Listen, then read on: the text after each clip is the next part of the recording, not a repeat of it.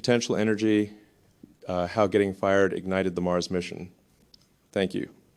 People ask me a lot of questions. They ask about SpaceX, about Tesla, about X.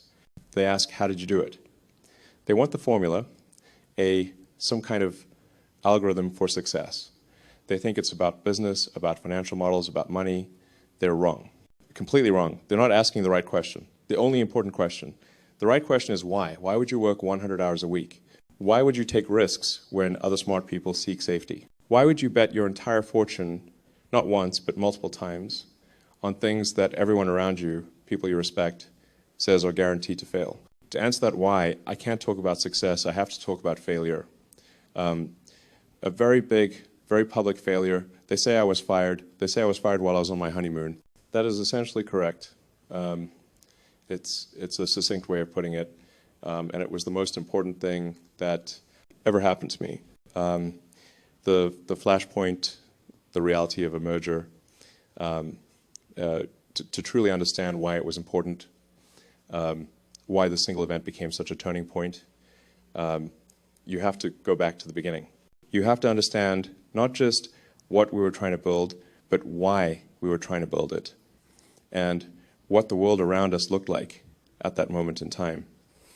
It all began before PayPal, before the word fintech even existed.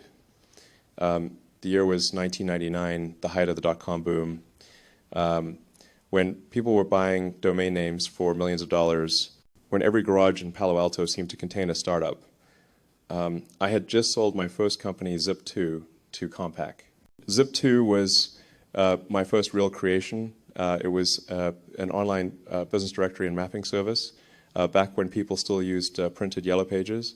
When Compaq bought it, I suddenly found myself with more money than I'd ever imagined, about $22 million. Most people at that point would have taken a break, bought a house, traveled. But my mind wasn't wired that way. I didn't see it as success. I saw it as potential energy fuel for the next big leap. I wanted to do something that could reshape the world, something that could outlast me. So I took a huge portion of that money, about $12 million of my own cash, and I started a new company called X.com. Almost everyone hated the name. Investors hated it. Advisors hated it.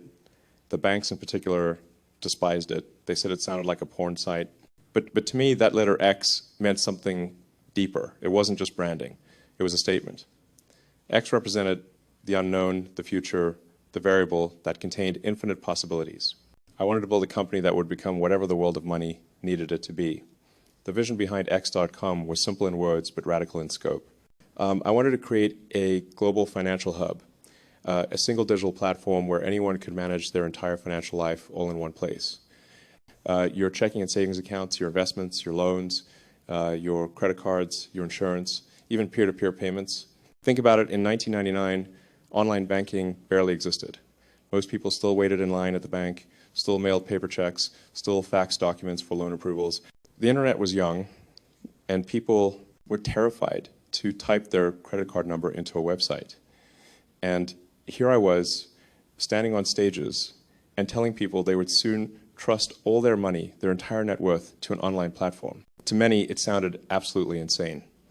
Reporters laughed, bankers rolled their eyes. Some of the smartest people in finance told me it was reckless and impossible. But I didn't see it that way. I saw it as inevitable. In an interview around that time, I said, I think we're at the third stage, where people are ready to use the internet as their main financial repository. That line didn't age well back then. It sounded like science fiction. But today, it's reality. And despite the skepticism, X.com grew at a staggering pace. Within just a few months, we had over 200,000 subscribers. The growth was fueled by a viral referral system. We pioneered $20 for you, $10 for your friend. It was simple, addictive, and expensive. We were burning through millions of dollars to acquire customers, but it was working. However, we weren't alone. There was another company, Confinity, founded by Peter Thiel and Max Levchin. They were our fiercest rivals. Where we were focused on the entire financial system, they were laser focused on one key feature, peer-to-peer payments. They had a clever little app that let users beam money between Palm Pilots, those early handheld devices that now look like relics of another age. Their app was called PayPal. Soon, the rivalry between X.com and Confinity became one of the most intense startup wars in Silicon Valley history. Both sides were fighting for dominance in the emerging world of online money transfer. Both sides were paying users cash to sign up, bleeding millions of dollars a week in pursuit of growth. It was a war of attrition, and it was unsustainable. Peter later said he foresaw the dot-com collapse. He knew that the capital markets would dry up, that this kind of spending couldn't last forever. So he reached out to us with a proposition, a merger. On paper, it made perfect sense. We shared the same space, the same customers, and the same dream to revolutionize how money moved online. But in execution, we made one fatal mistake. We structured it as a 50-50 merger. And if there's one piece of advice I can give any entrepreneur, it's this. Never, ever do a 50-50 merger. They sound fair, democratic, idealistic, but they're not. They're poison. Because when everything is split exactly in half, nobody is really in charge. Every major decision becomes a tug of war. Every difference in vision becomes a political crisis. A company needs direction. It needs a voice. It needs a captain. But X.com, the newly merged entity, became a ship with two captains steering in opposite directions. We had two teams, two cultures, two code bases, two visions of the future. The X.com team believed in a bold, all-encompassing revolution of finance, a global superbank built for the internet. The Confinity team believed in focus in building the best, simplest, most user-friendly payments product. Which vision should win? Who should lead? Who should compromise? From the very first day of the merger, those questions hung over every meeting, every product launch, every decision. And so the new company, this strange hybrid of two brilliant but competing ideas, became a house divided from day one. Part two, the coup, a technical analysis of a rebellion, and the Civil War broke out immediately on two fronts. The first front was the brand. It was a war of ego and identity. I believed passionately in the X brand because X encompassed the larger vision. It was the global financial hub. The Confinity team, they believed in PayPal. It was friendly. It was approachable. And their data showed it had better brand equity. People liked it more. I was livid, as some have said. I tried to remove the PayPal branding from the website. I fought hard for X because for me this wasn't about ego, it was about limiting our vision. Settling for a smaller goal before we had even really started, it was a fight I was pretty uncompromising on. But that wasn't the real fight, that was just the surface battle. The real fight, the real reason it all fell apart was technical. It's always technical. See, Confinity was built on Linux. Open source, stable, cheap. Most engineers, they loved Linux. They understood it, they trusted it. X.com, my company, was built on Microsoft, specifically Windows NT. Yeah, I know. It sounds crazy to say today. But you have to understand, this was 2000. I wasn't thinking about building a small website. I was thinking about building a global financial system for hundreds of millions of users. I was anticipating massive scale. And at the time, I believed the Microsoft architecture was the fastest path to get there. When we merged, we had two brains, two operating systems, trying to control the same body. It was a Frankenstein's monster. It couldn't work. The systems didn't talk. So as CEO and chief engineer, I made a decision. I proposed the V2 plan. The V2 plan was ambitious. The plan was to pause everything, all development, and completely rewrite the entire code base on the Microsoft platform. You can imagine how this was received. Now look at it from their perspective. It's a reasonable perspective. They were brilliant engineers. Max Levchin is a genius. He developed the original CAPTCHA, those squiggly letters you type to fight fraud. And fraud was a massive problem. It was an existential threat. We were losing millions of dollars every month to fraud. We were bleeding out. And then the CEO walk in and say, hey guys, I know we're bleeding to death, but don't worry about patching those holes. Instead, let's pause everything. pause work on the fraud patches for months and rewrite the entire ship on a platform you all hate. They thought I was going to destroy the company. They thought I was the existential threat. And in retrospect, they might have been right. Our V2 plan, it kept missing deadlines. It was more complex than I thought. The disagreement was no longer philosophical. It was existential. So they acted, the core executive team, the guys from the Confinity side, Max, Peter, David Sachs, they organized in secret. They went to the board. They went to Sequoia Capital's office on Sand Hill Road. They brought manila envelopes. Inside were the signed resignation letters of the entire senior engineering and executive team. They delivered an ultimatum to the board: either Elon goes or we all go. And I wasn't there. I had just gotten married to my first wife, Justine. We had been working so hard, we had never taken a vacation, never had a honeymoon. So we finally planned one, a trip to Australia, to Sydney. It was both our long overdue honeymoon and a fundraising trip for the company. We were on that plane, a 14-hour flight. No internet on planes back then, completely incommunicado. While I was in the air, the vote happened. When we landed in Sydney, I turned on my phone and it exploded. The first email I saw was a notification from the board that the board had voted, that I had been fired as CEO, that Peter Thiel would be replacing me, just like that. Welcome to your honeymoon. Part 3, the reaction, the physics of turning the other cheek. My first reaction, what was it? It was not philosophical. It was not logical. It was primal. It was anger. A white-hot rage. The feeling of betrayal, of being stabbed in the back by people you trusted. Walter Isaacson, he wrote a biography on me. He followed me for years. He talks a lot about my demon mode. He talks about childhood trauma, and he's not wrong. Growing up in South Africa was not easy. I was a small, nerdy, bookish kid, and I got bullied a lot. And I have a complex relationship with my father. Those things, they wire you. They build an urge to fight. So my anger, it was immense. There were reports saying I had thoughts of assassination. That was a metaphor, but the rage was real. It felt like Julius Caesar being stabbed in the Senate by the very people he trusted. That was the emotion. But then the logical cortex comes back online. You have to analyze the situation. I ran the scenarios. What could I do?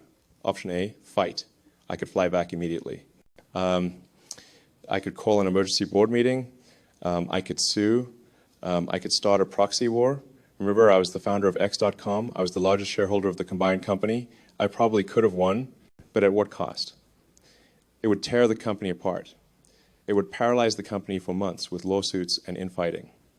It would kill morale. It would allow our competitors to overtake us. It would kill the very thing I was trying to save. All for my ego. All so I could be right. That was option A. Option B, accept. Accept the outcome, step back, support Peter. Trust the mission. I have a mental framework I try to use. I call it optimizing for net useful output. What is your goal? What is the end goal? Was my goal that I had to run the company, or was it that the company succeed in revolutionizing payments? And the answer was obvious. The mission was bigger than my ego. The mission was bigger than my anger, bigger than my sense of betrayal. So I made a conscious decision I would not fight. We cut the honeymoon short. We flew back. And instead of screaming and threatening, I walked into the office and I said, okay, I don't agree with your conclusion. I think you've made a terrible mistake, but I understand why you did it. It was the hardest decision I've ever made, but it was the physically correct decision.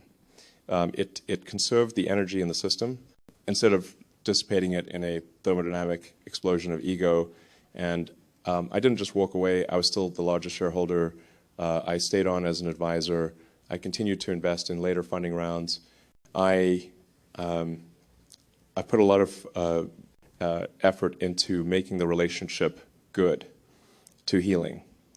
And here is the lesson. This is one of the most important lessons.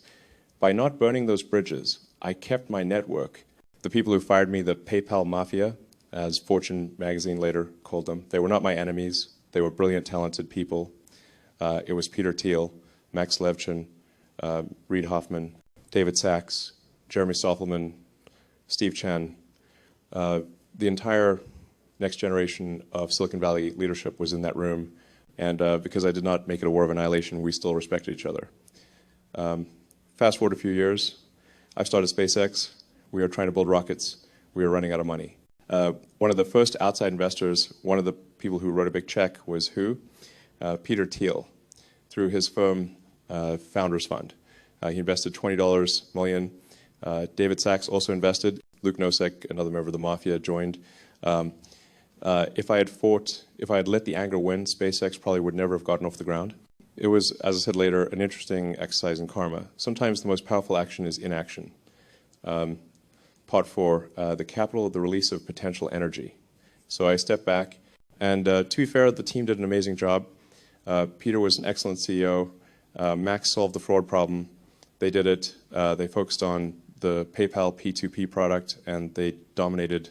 They took the company public in early 2002, and just a few months later, in July 2002, eBay acquired PayPal for $1.5 of billion, as the largest individual shareholder, holding 11.7% of the company.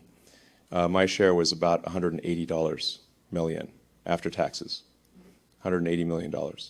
Most people, when they get a liquidity event like that, what do? They buy an island, they retire, they start a venture fund, and play golf. I tried to take a vacation. I went to Brazil, and I got malaria, cerebral malaria. I almost died, lost 45 pounds, was in the ICU. It was a clarifying experience. As I was recovering, lying in bed, I thought a lot about money. What is money? It's not paper. It's not coins. It's just an entry in a database. It's an abstraction of labor and resources. It is potential energy, like water held behind a dam. It has the potential to do work. It is a tool to turn will into reality. It is fuel. The question is not, how do I keep it, or how do I protect it? The only question is, what should you burn this fuel on? I had this realization, getting fired was a blessing. It was the biggest blessing of my career. If I had not been fired, I would still be slaving away at PayPal. I'd be the CEO. I'd be optimizing conversion rates. I'd be fighting with eBay bureaucracy. I would be a very, very rich payments executive, and that would be all. Getting fired, it liberated me. It liberated my capital. And more importantly, it liberated my mind. It forced me to look up from the screen, from the internet. It forced me to ask myself that big question again. The question I had asked myself as a teenager, what other problems are likely to most affect the future of humanity? And coming out of the malaria fog, the answers were clear. I had a short list: the internet, sustainable energy, specifically sustainable production and consumption, making life multiplanetary. That was it. That's what mattered. The internet, energy, space, and I had $180 million worth of fuel. It was time to burn it. Birth of a method, the PayPal lesson, and the Russian ICBMs. But before I could start, I had to solve why I failed. I don't mean failed to make money, obviously that worked out. I mean failed to lead, failed intellectually. Why couldn't I convince my engineering team, those smart, brilliant people? And after a lot of thought, I realized it was because all of us were reasoning by analogy. This is a critically important point. Most people, most of the time, reason by analogy. We do something because other people are doing it, or because it's similar to something that was done in the past. It's best practices thinking. Think about the debate at PayPal. My team said other successful web companies like Google, Yahoo, they use Linux, therefore we should use Linux. I said large enterprise financial systems use Microsoft, therefore we should use Microsoft. Both of us were just copying. We were arguing over which analogy to copy. It's a lazy way of thinking. It doesn't get to the truth. And I carried that lazy mental habit into my next venture. I took my new capital and I started with problem #3, multiplanetary life. My plan at first was not to start a rocket company. That would be insane. My plan was to inspire, I wanted to send a small robotic greenhouse to Mars, a life to Mars, a little bit of Earth plant life on Martian soil, just to remind people that the future could be exciting, to get NASA excited again. To do that, I needed a rocket. So what did I do? I reasoned by analogy. Who sells rockets? The Russians. They have a lot of refurbished ICBMs from the Cold War. So I flew to Moscow 3 times. It was an experience. I brought Jim Cantrell and Adea Resi. We flew coach. The meetings, they always started around 11 a.m. Because the Russians often skip breakfast, and they started with sandwiches and sausage and vodka, lots and lots of vodka. We would do toasts every few minutes for hours. And they thought I was a joke. They thought I was just some rich.com amateur. They did not take me seriously. One of their chief designers literally spit on me. I tried to talk business. I asked, what is the price of one of your refurbished rockets? They said, $8 million. Okay. I went back to the US, raised more funds. I flew back to Moscow. Okay. I'm ready to buy $8 million. They drank more vodka, and they said, it is still $8 million each, and you must buy 2. Okay, I flew back a 3rd time. Okay, I am here with the money. And they looked at me and they said, $10 million. They were just messing with me. They were not serious. I was furious.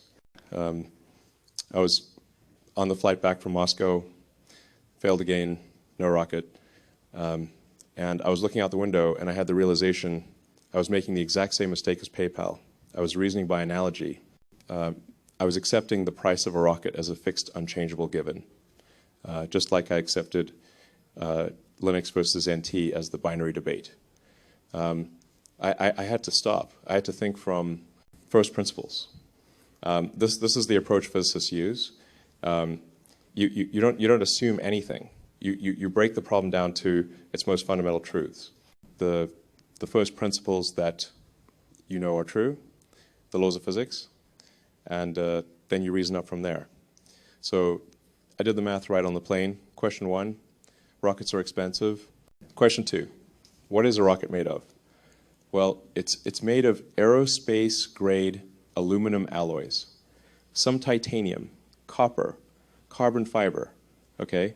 Question 3, what is the cost of those materials on the commodities market? And when I did the math, it floored me. The raw material cost of a rocket was only 2% of the sales price, 2%. That meant 98% of the price was inefficiency, was bureaucracy, was subcontractors on subcontractors, was reasoning by analogy. People were just doing things the way they had always been done. And right then I realized I didn't have to buy a rocket. I could build a rocket myself. I could start from scratch, from the laws of physics. And I could build a much more efficient rocket. That was the moment SpaceX was born, right on the flight back from Moscow. The entire philosophy of SpaceX is a direct reaction to my intellectual failure at PayPal. We will never do something just because it's always been done that way. We will break the problem down to the fundamental laws of physics, and we will build up from there, betting everything the necessity of failure.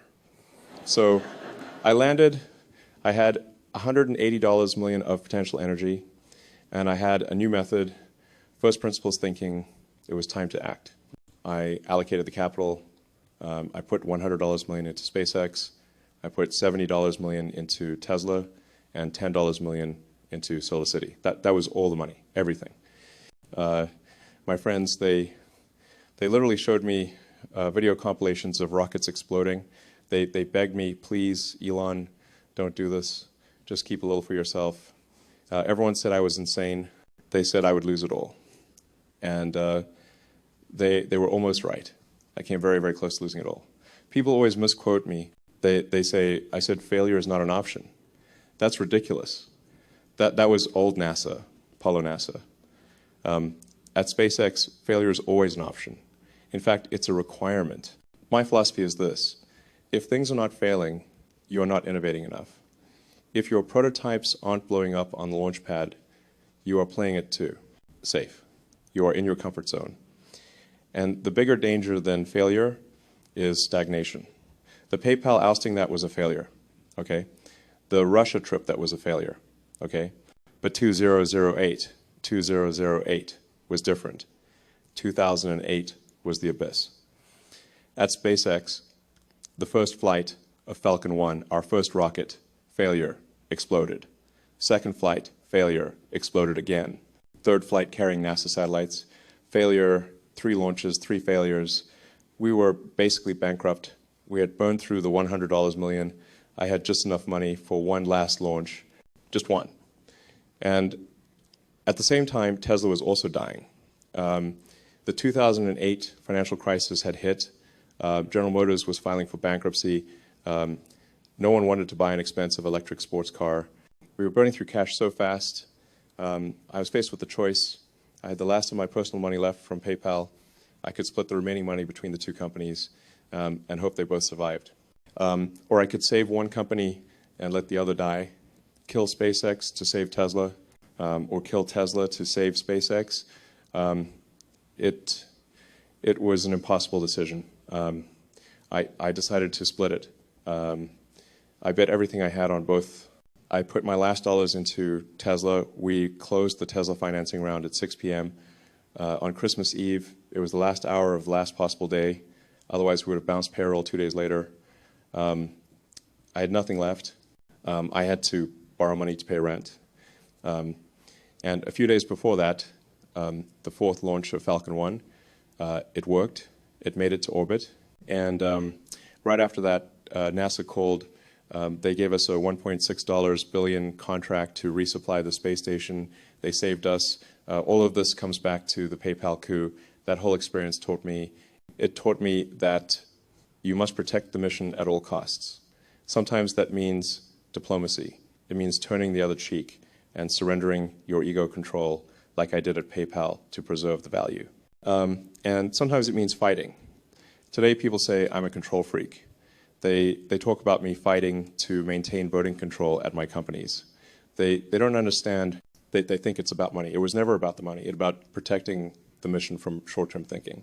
It's about ensuring that a committee, a board, an index fund cannot just hold a vote and decide that, oh, going to Mars is too risky, or building humanoid robots will hurt this quarter's profit. I will not let a boardroom coup stop humanity from becoming a multi-planetary species. I learned that lesson the hard way. Part 7, conclusion, the call to action. So the story of PayPal is not a story about getting fired. It is a story about liberation. It is a story about alchemy, about turning a bitter personal failure into the kinetic energy for a larger purpose. The lesson is not be persistent. That's too simple. The lesson is a set of instructions. 1, the mission matters more than your ego. You must believe in something so much that you are willing to be humiliated for it. You must be willing to get fired for it. If the idea is right, it will survive even if you're not running it. 2, don't burn bridges, not even with your enemies. Karma is a real variable in the physics equation of the universe. So the people who fire you today may be your most important VCs tomorrow. Make the relationship good. 3, failure is irrelevant unless it is catastrophic. People are too afraid of failure. Was getting fired catastrophic? No. It was a liberation of capital. We're 3 failed rocket. Launch is catastrophic? Almost, but not quite. As long as you learn from it and you still have money for one more try, it is progress. And 4 most important, think from first principles. Refuse to reason by analogy. When someone tells you something is impossible or too expensive, question them. Break it down to its fundamental truths, the laws of physics. What is the material cost? You will find that most obstacles are just old assumptions in disguise. I want to close with this, especially for the young people in the room. Now's the time to take risks. Don't wait. As you get older, your obligations increase. You have a family. You have kids. And you start taking risks not just for yourself. You take risks for them. It gets much harder to do the crazy things, the things that might not work out. Now is the time. Before you have those obligations, do something bold. You will not regret it. When you wake up in the morning, you want to think that the future is going to be better, that is why we're here. That is the point of a company. That is why I do what I do, to try to make the future not suck. My story is not unique. Any ordinary person can choose to be extraordinary. It starts by working hard. Work 100 hours a week. The math is simply in your favor. If someone else works 50 hours and you work 100, you will accomplish twice as much in a year. And it starts by believing in an idea, believing in it enough to suffer a little bit of pain for it, enough to look like a fool, enough to get fired for it. Thank you.